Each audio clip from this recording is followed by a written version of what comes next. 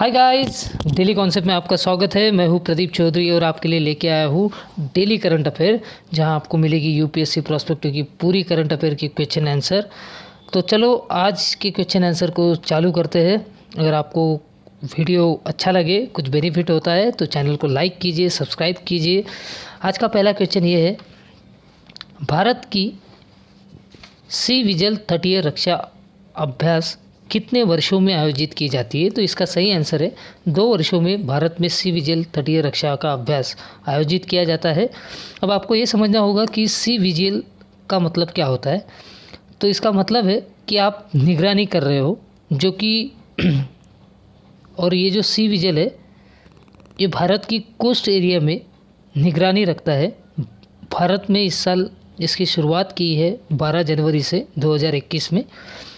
और coastal area का मतलब वो होता है कि जो क्षेत्र समुद्र तट पर है, मतलब गुजरात से लेके पश्चिम बंगाल तक। आखिरी बार हमने जो एक्सरसाइज की थी वो 2019 में की थी। एक्सरसाइज को हमने इसलिए भी करते हैं ताकि दूसरे देश से जो टेररिस्ट यहाँ आते हैं उन पर हम निगरानी रख सके और मुंबई जैसे अटैक को हम रोक सके। जैसे कि 26/11 में मुंबई अटैक हुआ था, उस वक्त इतना ध्यान नहीं दिया था, पर अब इन पे ज़्यादा फोकस किया जाता है। भारत की जो कोस्ट लाइन है वो करीबन 7,516 किलोमीटर के करीब है और ये एक्सरसाइज होती है एक्सक्लूसिव इकोनॉमिक जोन में। ये एक्सरसाइज 13 स्टेट और यूनियन टेरिटरी के बीच में होती है। क्वेश्चन नंबर 2 है, सिरुरुपानी पहाड़ियों की पहचान एक तितली सुपर हॉटस्पॉट के रूप में की गई है। ये किस राज्य में स्थित है? तो इसका सही आंसर है ये तमिलनाडु में स्थित है। अब सिरुपानी पहाड़ियाँ ये कहाँ ने ये यानी आपको मिल जाएगी यानी तमिलनाडु में। यहाँ पे विभिन्न स्पीसीज़ की आपको तितलियाँ यहाँ पे मिल जाएंगी। इस जगह पर वैज्ञानिकों ने करीबन 5 साल तक स्टडी की है। 2015 से लेके दिसंबर 2020 तक यहाँ पे स्टडी करने के बाद पता चला कि ये काफ़ी इम्पोर्टेंट है बायोडाइवर्सिटी के लिए। सिरुपानी पहाड़ी स्थित है केरल और तमिलनाडु के बाउंड्री लाइन पर। ठीक है। क्वेश्चन नंबर 3 है, प्रारंभ स्टार्टअप इंडिया अंतर्राष्ट्रीय शिखर सम्मेलन कौन सी मंत्रालय द्वारा आयोजित किया गया है? तो इसका सही आंसर है वाणिज्य और उद्योग मंत्रालय। देखिए, प्रारंभ स्टार्टअप जो है वो एक समिट है, ठीक है, और इस समिट में बहुत सी ऐसी कंट्रियाँ होती है जो पार्टिसिपेट करती है। फॉर एग्जांपल इजराइल हो गया, यूरोप हो गया, इन सभी कंट्री के रिप्रेजेंटेटिव इसमें पार्टिसिपेट होते हैं। और इस समिट में कोशिश ये की जाती है कि भारत में हम स्टार्टअप किस तरीके से ले, मतलब न्यू बिजनेस को स्टार्टअप किस तरीके से दे। और इस पर पीएम ने भी अभी हाल ही में बहुत से ऐसी स्टेटमेंट दी है। 15 जनवरी से लेकर 16 जनवरी तक इसकी शुरुआत हो रही है, ठीक है। इससे रोजगार कैसे जनरेट होगा इस पर देखा जाता है। और स्टार्टअप इंडिया हमने आज से 5 साल पहले इसकी स्टार्टअप की थी, मतलब स्टार्टिंग की थी। इससे भारत में कई स्टार्टअप भी मतलब शुरू हुई थी। फॉर एग्जांपल के लिए अगर ओला ले लो, स्विगी है, ऐसी बहुत सी कंपनियां सामने आई थी। क्वेश्चन नंबर 4 है, प्रधानमंत्री फसल बीमा योजना किस वर्ष में लॉन्च की गई है? तो इसका सही आंसर है 2016 में प्रधानमंत्री फसल बीमा योजना की शुरुआत की गई थी। ये केंद्र सरकार की एक स्कीम है और इससे किसानों को एक इंश्योरेंस मिलता है। मतलब वन नेशन वन स्कीम के तहत इस योजना में मिनिस्ट्री ऑफ एग्रीकल्चर चलाती है। मतलब ये जो योजना है इसे चलाती है मिनिस्ट्री ऑफ एग्रीकल्चर। और हमारे जो एग्रीकल्चर मिनिस्टर है उनका नाम है नरेंद्र सिंह तोमर। इसे आज से 5 साल पहले लॉन्च किया गया था, मतलब 13 जनवरी 2016 को इसे लॉन्च किया गया था। अब आते हैं क्वेश्चन नंबर 5 पे। नीति आयोग ने महिला उद्योजकों को बढ़ावा देने के लिए किस ई कॉमर्स प्लेटफॉर्म के साथ पार्टनरशिप की है? तो इसका सही आंसर है फ्लिपकार्ट। तो नीति आयोग ने फ्लिपकार्ट के साथ वुमेन एम्पावर्ड को मतलब बढ़ावा देने के लिए फ्लिपकार्ट के साथ साझेदारी की है। ये लॉन्च किया था नीति आयोग ने 2018 में। अब इसे इम्प्रूव किया जा रहा है ई कॉमर्स के प्लेटफॉर्म के साथ। ये योजना सरकार ने एक वुमन को प्रमोट करने के लिए शुरू की थी। और ये वुमन एंटरप्रेन्योर जितने भी है, तो वुमन एंटरप्रेन्योर ने लोगों को किस तरीके से रोजगार के अवसर प्रदान करेगी, इस पर काफ़ी विचार किया गया। ये योजना लॉन्च की गई थी government of United state of America की मदद से। और हमारे नीति आयोग के CEO है अमिताभ जी कांत। हमारे नीति आयोग के अध्यक्ष मतलब चेयरमैन जो है वो है हमारे PM नरेंद्र मोदी।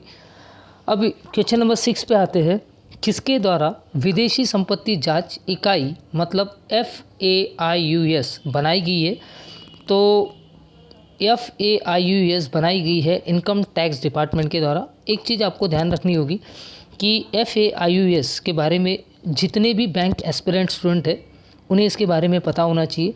ये हाल ही में लॉन्च की गई स्कीम है और FAIUS जो बनाई गई है ये ब्लैक मनी को ट्रैक करने के लिए बनाई गई है।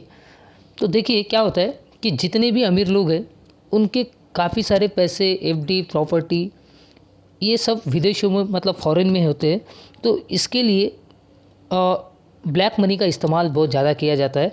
इस काले मनी को प्रॉपर ट्रैक करने के लिए इनकम टैक्स डिपार्टमेंट ने FAIUS को बनाया है और इनकम टैक्स डिपार्टमेंट आता है मिनिस्ट्री ऑफ फाइनेंस के अंडर, जो कि हमारे फाइनेंस मिनिस्टर है श्री निर्मला सीतारमण जी। क्वेश्चन नंबर 7 है, द लाइन सिटी किस देश ने लॉन्च की है? अब ये बहुत ही इंपॉर्टेंट क्वेश्चन है और इंटरेस्टिंग भी है। द लाइन सिटी किस देश ने लॉन्च की है? तो इसका सही आंसर है सऊदी अरब ने द लाइन सिटी लॉन्च की है। ठीक है, अब ये लाइन सिटी क्या है? तो द लाइन सिटी एक प्रोजेक्ट है सऊदी अरबी का जिसे वो पूरा करना चाहते हैं 2030 तक। और ये लाइन सिटी एक दुनिया की एक यूनिक शहर बनेगा। इस सिटी में ना ही कार होंगी, ना ही रोड होंगे, ना ही ट्रैफिक होगा, बस एक सीधी लाइन में एक शहर बनाया जाएगा। और इसके बारे में आपको मैं एक वीडियो बनाऊंगा द लाइन सिटी के ऊपर। और इस लाइन सिटी में कोस्टल एरिया भी होंगे। इस प्रोजेक्ट को कंप्लीट करने के लिए सऊदी अरब ने करीबन $500 बिलियन की इन्वेस्टमेंट करने की घोषणा की है। और काफ़ी इंटरेस्टिंग चीज़ जब भी दुबई बनाता है तो बहुत ही इंटरेस्टिंग बनाता है। क्वेश्चन नंबर 8 है, हाल ही में किस देश ने आपातकालीन स्थिति की घोषणा की है? तो इसका सही आंसर है मलेशिया ऐसा देश है जिसने हाल ही में आपातकालीन स्थिति की घोषणा की है। मलेशिया देश आसियान कंट्रियों में आता है। अब आसियान कंट्री कौन कौन सी है? तो आसियान कंट्रियों में टोटल 10 देश आते हैं जो कि साउथ एशियन कंटेंट में होते हैं, जैसे कि इंडोनेशिया हो गया, थाईलैंड हो गया, सिंगापुर है, मलेशिया है, फिलीपींस है, वियतनाम है, ब्रुनाई है, कंबोडिया है, लाओस है, म्यांमार है। तो ये सभी आसियान 10 कंट्री है जो कि साउथ एशियन कंटेंट में आता है। और एशियन कंटेंट में जो कंट्रियाँ आती है वो नॉर्थ एशियन में होते हैं।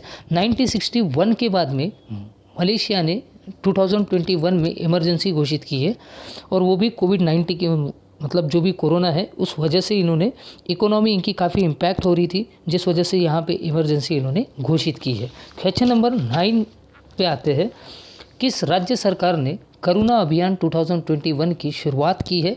तो ये बहुत इंपॉर्टेंट क्वेश्चन है कि करुणा अभियान 2021 की शुरुआत ये की है गुजरात राज्य ने। यहाँ के जो CM है विजय भाई रूपानी, इन्होंने गुजरात में पक्षियों की सेफ्टी के लिए यह अभियान शुरुआत की है। देखो क्या होता है, गुजरात में एक किड फेस्टिवल सेलिब्रेट किया जाता है 10 जनवरी से लेकर 20 जनवरी तक। और इस फेस्टिवल में बहुत से ऐसे किड्स होते हैं जो कि पतंग उड़ाना पसंद करते हैं। और जब वो पतंग उड़ाते हैं तो मांझा ऊपर रहता है।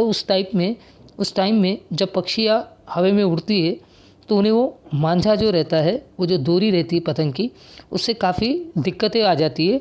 और इन्हीं पक्षियों को कैसा बचाया जाए, इसलिए इन्होंने करुणा योजना की शुरुआत की है गुजरात में। क्वेश्चन नंबर 10 है, भारत बांग्लादेश के रिलेशन के बीच बिम्स्टेक का महासचिव किसे नियुक्त किया गया है? अब आपको बिम्स्टेक का महासचिव के बारे में पूछा है तो इसका मैं सही आंसर बता देता हूँ। ये चुना गया है तेंजिल लेप्लेल को चुना गया है जो कि भूटान से आते हैं। और तेंजिल लेप्लेल अभी इसकी ऑफिशियल घोषणा नहीं हुई है, लेकिन अगर आप बिम्स्टेक की अगर वेबसाइट पे जाओगे तो आपको तेंजिल लेप्लेल के बारे में इंफॉर्मेशन मिल जाएंगी। बिम्स्टेक में करीबन भारत, बांग्लादेश, भूटान, म्यांमार, नेपाल, श्रीलंका, थाईलैंड इतनी सब कंट्रियां है। और बिम्स्टेक जो होता है, बिम्स्टेक एक ऐसी कंट्री है जिसका हेडक्वार्टर भी आपको बांग्लादेश में ही मिल जाएगा। और इसकी पूरी की पूरी जितनी भी इंफॉर्मेशन है ये आपको विकिपीडिया पे मिल जाएंगी। इसी के साथ आज के क्वेश्चन आंसर सही यही समाप्त हुए। अगर आपको अच्छे लगे क्वेश्चन आंसर तो लाइक कीजिए, सब्सक्राइब